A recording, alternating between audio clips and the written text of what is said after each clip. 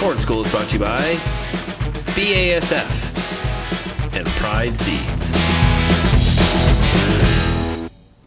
Bern Tobin here on the Corn School, joined by Peter Johnson. Sir, how are you? I'm awesome, thanks, Bern. Always fun to be here with you. Great stuff. Hey, we're going to do a little wrap-up here.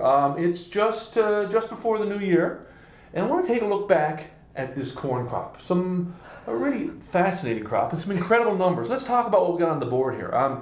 We're already hearing 168 bushels per acre in Ontario, StatsCan's numbers, right? Yep. But Industry. you've got different numbers.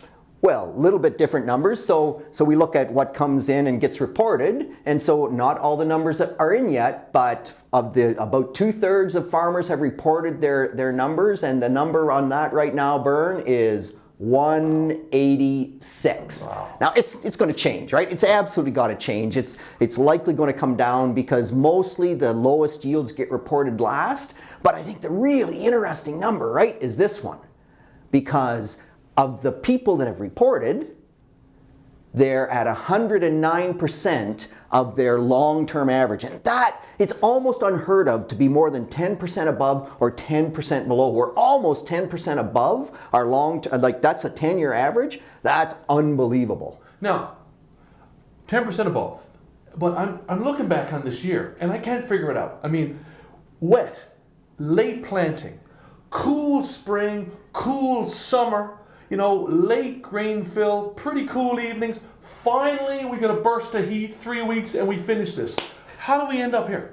Oh, Bern, honestly, you listen to me too much. You just listen to me too much. So I'm astounded, I really am, because everything you said was right. Not everybody planted late, and I will say the yield penalty to planting late this year is quite a bit bigger than it often is, and that's because the stress. August was kind of really dry, July was dry, August was dry for a lot of the province, not everywhere, but a lot of the province, and so corn, the later it pollinated, the more it got hurt from a yield perspective. So late planting for sure, cool spring, tough start, all those things. Like you just say, how can we end up with a big yield? And in particular, the one thing that really caught me is I kept looking at grain fill in September and October. And those short days? Yeah, short days, less sunlight hours. We're going to pack less photosynthate in there. We pack less photosynthate in, we get lower yields. Well, it's true, because if you look at our test weights, most of our test weights are really borderline. And you know how close we came, Bern? If you go up into the Dundalk Highlands, there is a lot of corn, adapted hybrids, so planted in a timely basis, that kind of 10th of May time frame, the right maturity, but they're just enough cooler that September and October wasn't enough, and so they've got 100 bushel, 120 bushel corn, which is kind of disappointing, and 43% moisture and very low test weights, a sample grade corn. So that tells you that heat thing, we came, this close in most of the province to never having a mature corn crop. Well, that's the thing. I mean, I always learned that, hey, you got to have heat. You got to have heat to make grain. We didn't get that heat this year. Yeah, for sure. But remember, every crop has an optimum range.